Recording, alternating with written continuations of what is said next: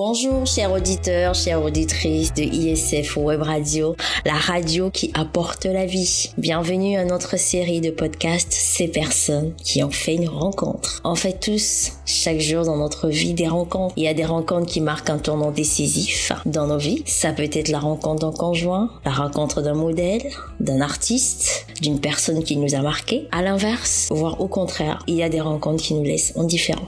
Aujourd'hui, dans notre série de podcasts, Ces personnes qui ont fait une rencontre, nous avons choisi de vous parler de l'histoire de Thérèse, qui a fait la rencontre qui a chamboulé sa vie et qui a fait d'elle la personne qu'elle est devenue aujourd'hui. Thérèse est une jeune fille dynamique, souriante, ambitieuse. C'est l'occasion justement d'en savoir un peu plus sur cette rencontre qu'elle a faite. De qui s'agit-il? Comment cela s'est fait? Bonjour Thérèse. Bonjour Dora. Alors, bonjour à tous. Comment tu vas Thérèse? Je vais super bien et toi Dora? Je vais très très bien, je te remercie. Bienvenue, nous te souhaitons la bienvenue sur notre podcast. Merci Dora. Tu fais partie de ces milliers de personnes à travers le monde entier qui ont fait cette rencontre, qui un jour ont bouleversé leur vie. Alors Thérèse, est-ce que tu peux nous dire déjà qui tu es, d'où tu viens, qu'est-ce que tu fais dans la vie? Alors, moi je suis Thérèse, je suis étudiante en sciences politiques et je suis originaire du Togo. Très bien, très bien. Et alors, du coup, comment était ta vie? Qu'est-ce qui t'a amené aujourd'hui à nous parler de cette rencontre, Thérèse? Alors, je suis là aujourd'hui parce que j'ai fait la rencontre de Jésus. Jésus, c'est personne qui a bouleversé ma vie. Il faut retenir que je fais partie d'une famille chrétienne. J'ai eu cette éducation chrétienne et à un moment de ma vie, j'ai eu besoin de ressentir un peu d'amour. Ouais, mais du coup, on peut se dire que oui, en fait, tu es né dans une famille chrétienne. En fait, tu connais déjà Jésus parce qu'on peut se dire, ben voilà, tu es dans un environnement entre guillemets propice à ce que tu fasses cette rencontre-là. Donc, est-ce que ça valait la peine, voire même, du coup, pourquoi en fait avoir ce besoin-là de faire cette rencontre-là? Alors j'ai eu ce besoin parce que avant cette rencontre, durant mon enfance, je ne pense pas que je connaissais vraiment ce Jésus-là. Je fais partie d'une famille de 6 enfants. J'ai 4 sœurs et un frère. Et ma famille était catholique, c'est-à-dire mon père, on allait à l'église tous les dimanches, mais j'avais pas vraiment une relation avec Jésus.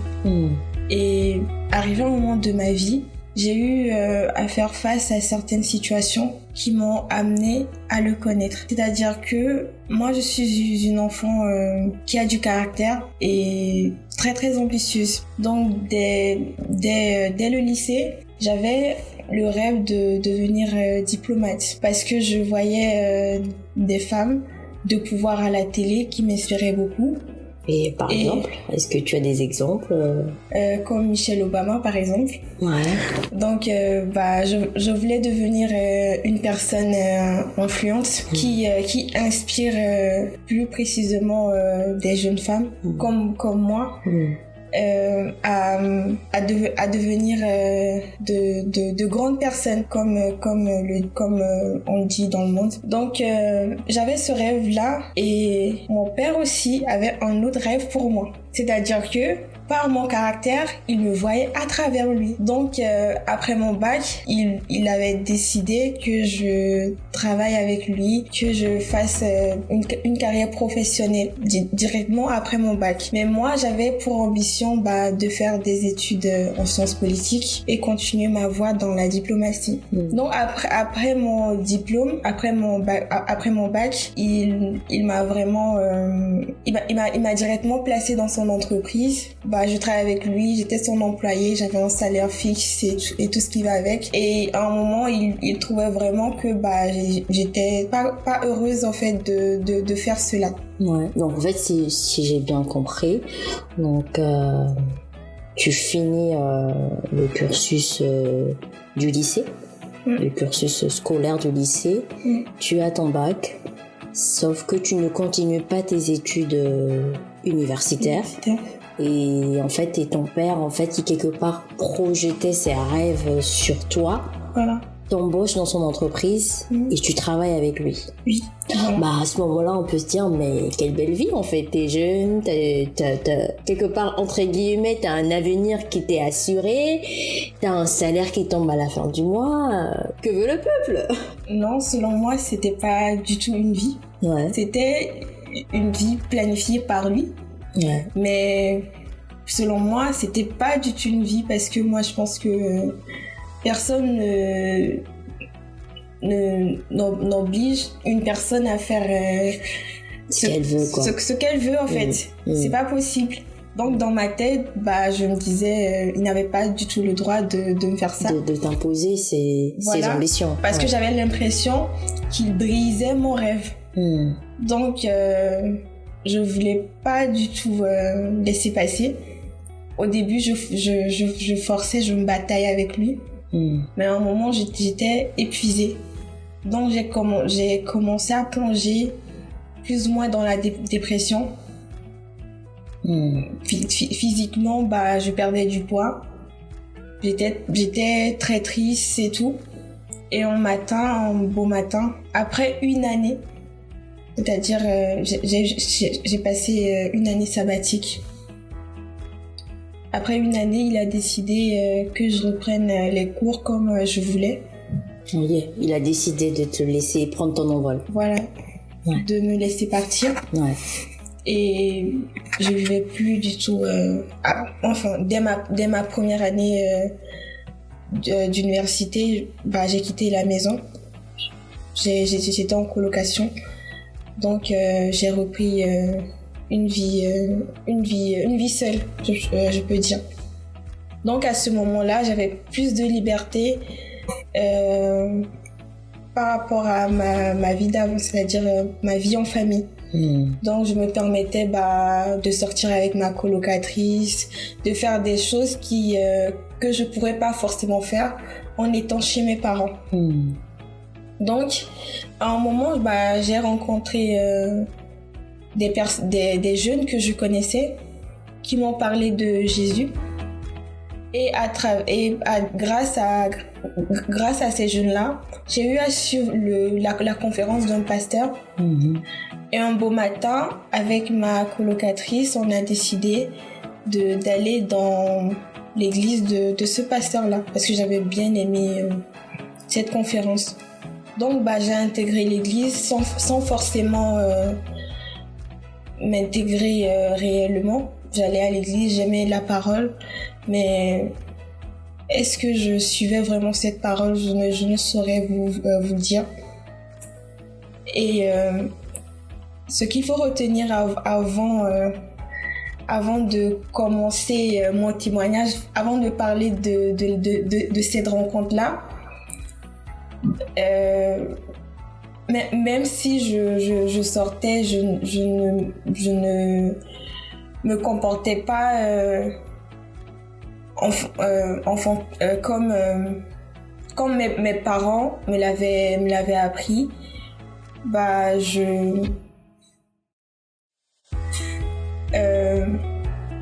Tu continuais le cours de ta vie, en fait. Ouais, voilà, je continuais le cours de ma vie. Et à ce moment-là, on peut dire que, Thérèse, tout va bien dans ta vie. Enfin, tu as pu réquisitionner ta liberté vis-à-vis de ton père. Tu es en train de vivre tes rêves. Au final, tu accèdes à ces études que tu souhaites. Mais quel est l'élément déclencheur, en fait, du coup, qui t'amène à cette rencontre-là? Alors, je désirais encore plus. Parce que j'avais entendu parler d'une école qui s'appelle le Nouveau Collège d'études politiques, qui était en collaboration avec l'Université Paris 8 et Paris 10. Donc, je voulais vraiment accéder à cette formation-là qui autorisait que 18 étudiants. C'est une formation très sélective. Voilà, c'est une formation très sélective. Donc, le concours, je devais le passer en début juin. Ouais. Mais en début mai, j'avais attrapé, selon moi, une grippe. Début mai, c'est ça? Début mai, voilà. Ok. Donc mai, ça nous laisse environ un mois avant le concours. Avant le concours, voilà. Donc j'ai passé la première semaine de mai à tousser. Et comme tout le monde, J'allais à la pharmacie prendre des calmants comme Fermecin et autres. Mais ça n'allait pas. Donc, je me rappelle qu'un vendredi, j'ai la visite de mon frère. Au début du témoignage, j'avais dit que j'avais 4 sœurs et un frère.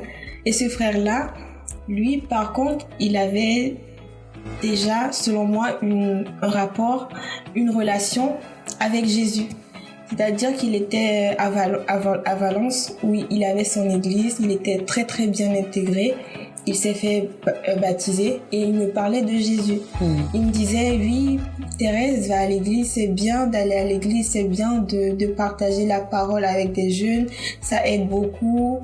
Et aussi, j'avais vu que dans nos rapports, il était plus sage. C'est-à-dire que c'est mon petit frère, mais il n'était pas aussi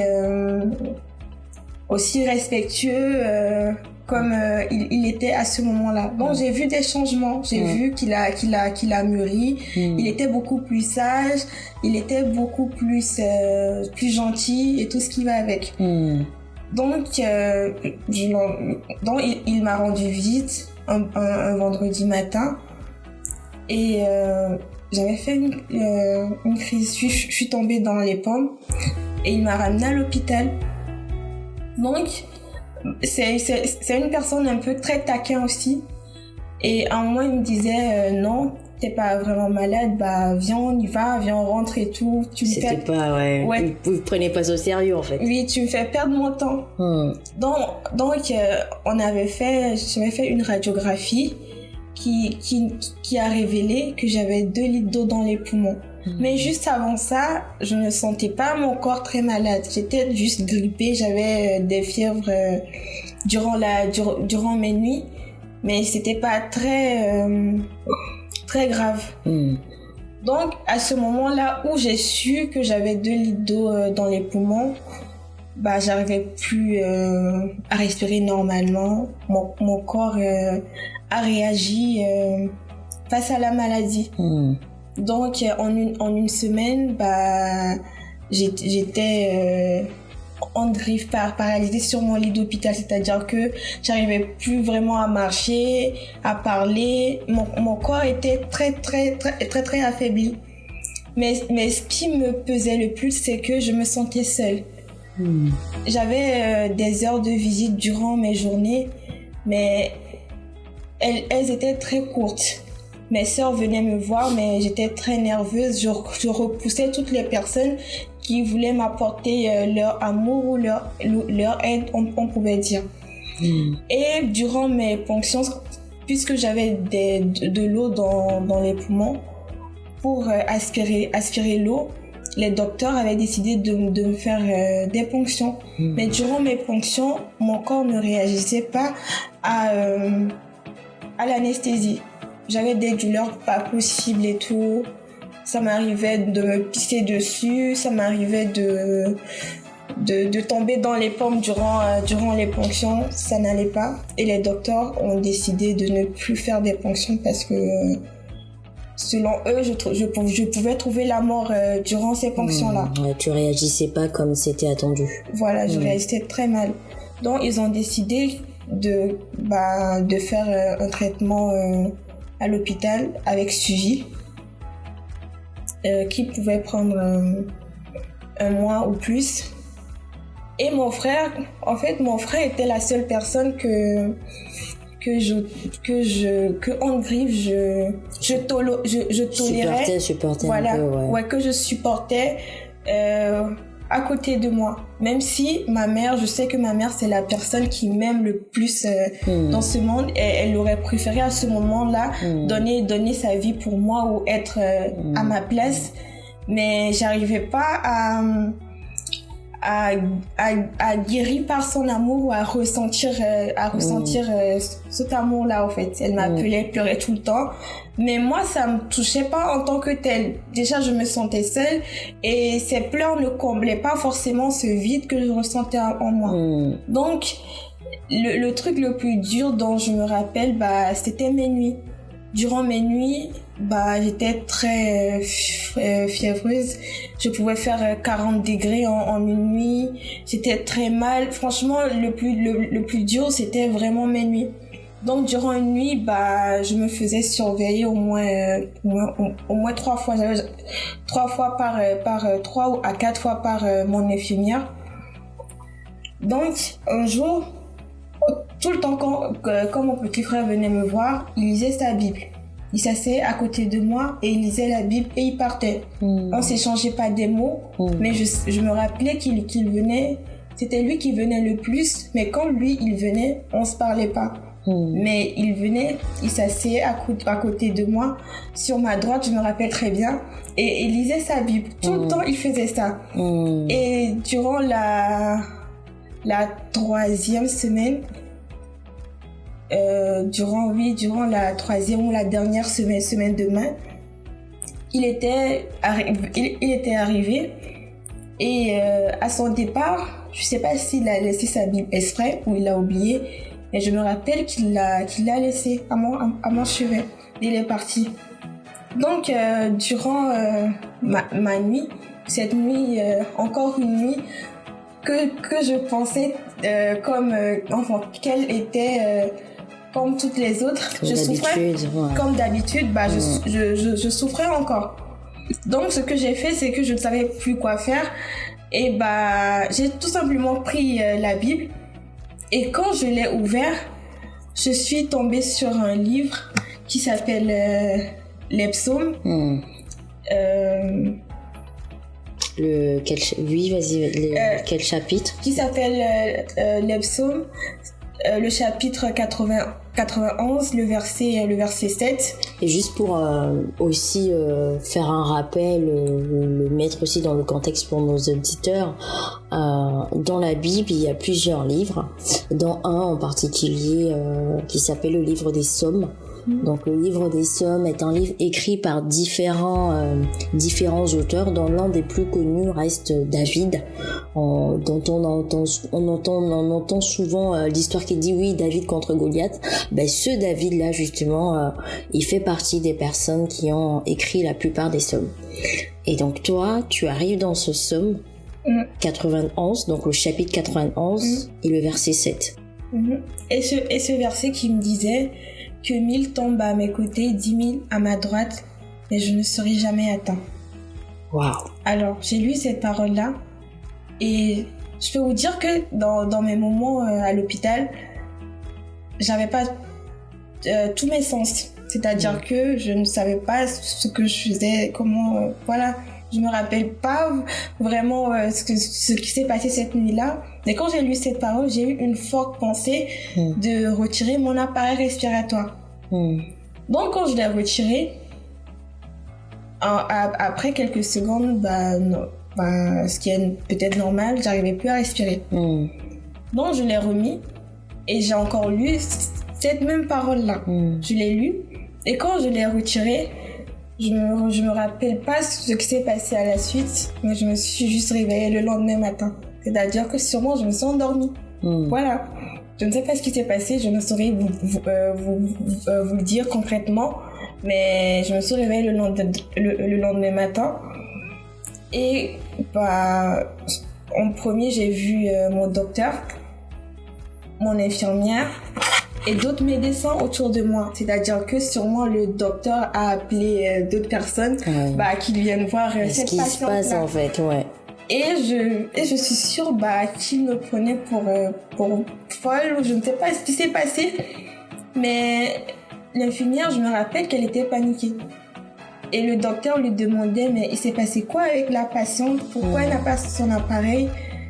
Et parce que selon eux, je pouvais pas respirer sans mon appareil respiratoire. Parce que j'avais de l'eau dans les poumons.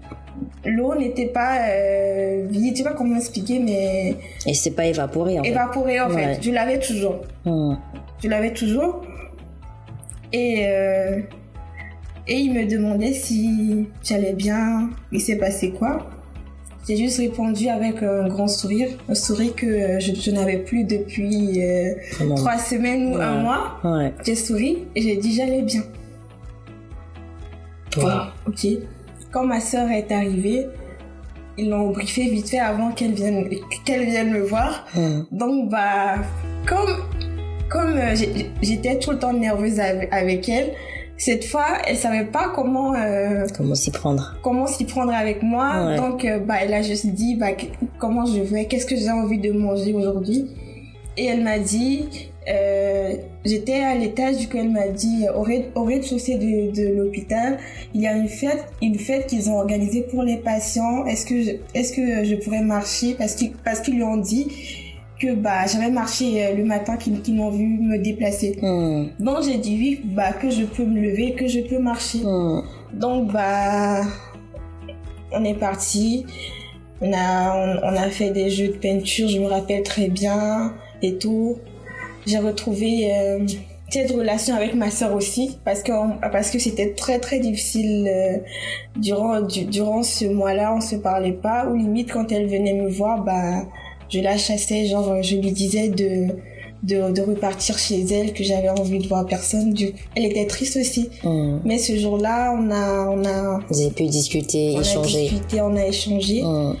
Et après, les docteurs ont dit que j'allais rester à l'hôpital encore 2 à 3 semaines pour suivi. Même si je veux bien, il faut qu'ils voient vraiment que qu'ils aient un œil sur toi pour voir l'évolution de ta situation. Voilà. Donc et par rapport à ça, on l'avait dit tout à l'heure, tu avais un concours à faire à passer le mois de juin. Voilà. Pour une formation qui était très très sélective apparemment. Voilà, du coup mon concours se rapprochait. Et j'étais très confuse par rapport à cela. Tous les matins, je savais plus comment faire. Donc, par là, j'ai commencé à prier. Parce que j'étais plus ou moins consciente que cette nuit-là, j'avais lu une parole. Et suite à cette parole-là, j'ai retrouvé des forces, je peux dire. Donc, ce que j'ai fait, c'est que je faisais des petites prières à Jésus. Je lui demandais qu'il connaît, qu'il me connaît, et il sait très bien que ce concours est très important pour moi. Donc, j'avais besoin de son aide. Donc, ce que j'ai fait, c'est que tous les matins, j'essayais de me lever, de me déplacer dans l'hôpital pour qu'il puisse remarquer que j'ai repris des forces, que je pouvais faire des choses de moi-même. Donc après, le docteur avait dit qu'il pouvait me libérer entre 2 à 3 semaines, mais après 2 jours, il est venu m'annoncer un matin que je pouvais partir. Wow. Donc j'étais très contente. Mon frère en question était passé me chercher, tout content aussi. Pour faire une petite blague, il était en veste, il avait un costume vraiment, il était content aussi, il est passé me chercher. Wow. Et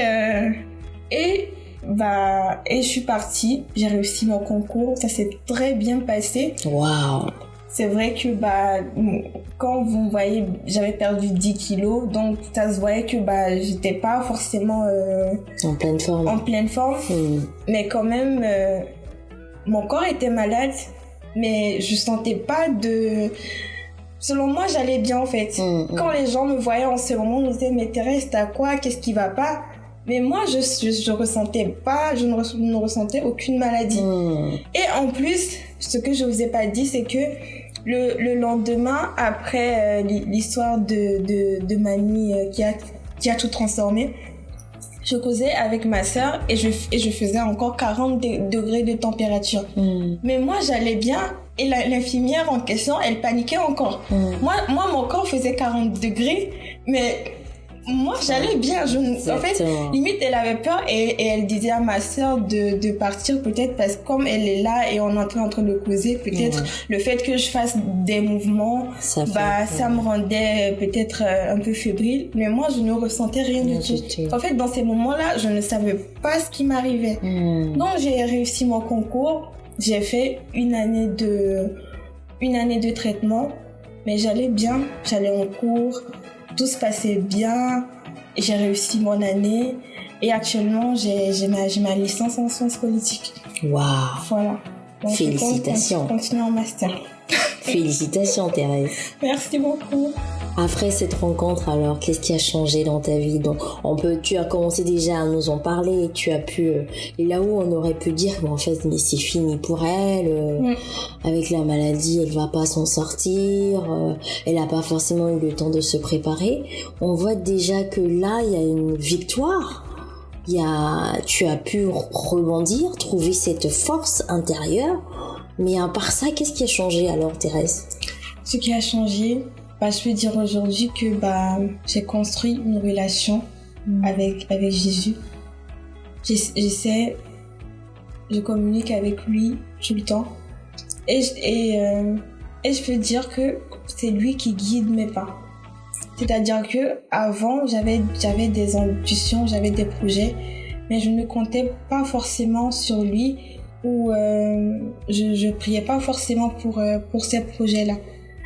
Et même moi je trouve que j'ai une grande vision, en tout cas, parce que mes études sont pas très faciles, mais je peux vous dire que tout ce qui m'arrive aujourd'hui, Dieu, il me fait des clins d'œil à chaque moment. C'est-à-dire qu'il me guide, qu'il me montre la voie à suivre. Je peux vous dire que durant mes études, j'ai eu beaucoup de difficultés parce que je devais travailler pour subvenir à mes besoins en même temps que les cours, mais en sciences politiques. La science politique, c'est une formation pluridisciplinaire. C'est-à-dire que je me rappelle pas qu'une personne en sciences politiques m'ait dit qu'il travaillait à côté. Mais moi, je peux vous dire que même dans ma classe, je pense que j'étais la seule à avoir un petit job étudiant à faire à côté. Et après, je m'en sortais bien. C'était difficile, je dormais peut-être peu, mais j'ai réussi mon année. J'ai eu de belles notes. Et je ne peux pas vous dire que je l'ai fait de moi-même. Parce que, humainement parlant, je ne pense pas que cela soit possible. C'est possible. Donc, tu as fait la rencontre dans Jésus qui t'a guéri, dans Jésus qui t'a donné la force de pouvoir continuer tes études, réussir tes études. Dans Jésus qui te conduit dans tes ambitions, dans tes rêves. Waouh. Et aujourd'hui alors, qu'est-ce que tu aurais comme message à donner à une personne, à une jeune qui peut-être passe par cette situation ou est passée par cette situation que tu as traversée, autant au niveau familial, au niveau de la santé, au niveau de ses ambitions, de ses rêves? Qu'est-ce que tu as comme message à leur donner, à leur dire? J'aimerais dire à toi, cette personne qui est en train de m'écouter aujourd'hui, que Jésus est la vie. Jésus est amour. Jésus est tout, en fait. Et tu dois faire confiance en Jésus. Tu dois confier ta vie à Jésus. Parce que c'est lui qui trace les routes. C'est lui qui aplanit nos sentiers. C'est lui seul qui peut nous sauver dans cette vie. Peu importe ce que tu traverses, peu importe les difficultés, Jésus est la solution. Je ne sais pas qui tu es, ce que tu fais de ta vie, mais il suffit de lui parler. Parce que dans ma situation, il a suffi de lire une seule parole, d'ouvrir un livre de vie qui s'appelle la Bible et de lire une seule parole pour être guéri. Peut-être humainement parlant, ça peut paraître fou. Ouais, c'est de la folie. Ou impossible. Mais voilà mon histoire, voilà ce qui m'est arrivé. Donc moi, je peux vraiment te dire que tu dois faire confiance à Jésus. Tu dois lui confier ta vie. c'est très, je ne sais pas, mais c'est très important pour moi de te dire cela. Donc voilà. Merci Thérèse pour ce beau parcours, cette belle expérience. Nous te souhaitons de réussir brillamment dans ton master et de devenir cette femme influente qui à son tour influencera aussi d'autres jeunes filles. Que vraiment ce Jésus que tu as rencontré, comme tu disais, qui est le chemin, qu'il puisse tenir ta main sur ce chemin de ta destinée, sur ce chemin qui te reste à faire sur la terre. Et à vous, chers auditeurs, chères auditrices qui nous écoutez, nous souhaitons vraiment vous dire que Jésus est celui qui se tient près de vous dans toutes les situations, tous les chemins par lesquels vous pouvez passer. Ça peut être dans le chemin de la maladie, de la douleur, dans un lit d'hôpital, là où peut-être vous vous sentez seul, où personne ne peut vous comprendre. Comme disait Thérèse, sa maman, malgré tout l'amour que sa mère pouvait lui apporter, mais en fait, cette situation, elle la vivait seule. Cette douleur, elle l'a traversée seule. Et il peut arriver comme ça des situations dans nos vies où nous sommes seuls à pouvoir traverser cela. Mais sachez-le, Jésus se tient à votre côté. Il est venu mourir à la croix. Et sur cette croix, il a pris vos douleurs, il a pris vos maladies, il a pris vos souffrances, il a pris vos incompréhensions. Il a pris tout le poids du fardeau qui peut peser sur vos épaules. Il l'a porté à la croix pour que vous soyez libres, pour que vous soyez affranchis, pour que vous puissiez vivre la vie en abondance. Il est le chemin, la vérité et la vie. Le chemin qui conduit vers le Père. Le chemin qui permet de sauver de la maladie, sauver de la douleur, sauver de la mort, sauver de toute forme de peur. Et il est aussi le chemin qui nous montre la vie à vivre sur cette terre. Le chemin dans n'importe quelle décision, là où des fois dans la vie nous sommes face à plusieurs décisions et nous disons mais quel chemin prendre? Sachez que ce chemin c'est Jésus-Christ. Il est cette vie. Lui-même il a dit et je donne ma vie pour que mes brebis aient la vie. Cette vie en abondance, cette vie de paix, dans l'assurance, cette vie où vous n'avez pas peur de pouvoir surmonter les obstacles qui se dressent devant vous. Et comme on le suivait tout à l'heure dans l'histoire de Thérèse, elle a dit quand Jésus-Christ, dans les situations qu'elle traversait avec ses études, elle ne savait pas comment faire. Mais le seul fait que Jésus soit là à ses côtés, elle a pu traverser ces années d'études qui étaient difficiles. Sachez que ce Jésus est encore là à votre portée. Et vous pouvez lui parler tout simplement, comme elle le disait tout à l'heure. Elle s'est mise à lui parler. C'est vrai, elle a grandi dans un environnement catholique, chrétien, entre guillemets. Mais elle n'a jamais eu à lui parler. Elle n'a jamais fait cette expérience personnelle. Mais tout simplement, en commençant à lui parler, en commençant à établir cette relation, ce Jésus a pris la place, il l'a conduit, il l'a fortifié. Et il veut le faire de même pour vous aujourd'hui. Et il n'est pas trop tard. Nous souhaitons vous inviter à faire cette rencontre de manière personnelle, en répétant tout simplement cette prière après nous, ces quelques mots. Seigneur Jésus, je viens à toi aujourd'hui. Tel que je suis. Je te demande pardon. Pour tous mes péchés. Je t'invite. Viens dans ma vie. Viens régner. Amen.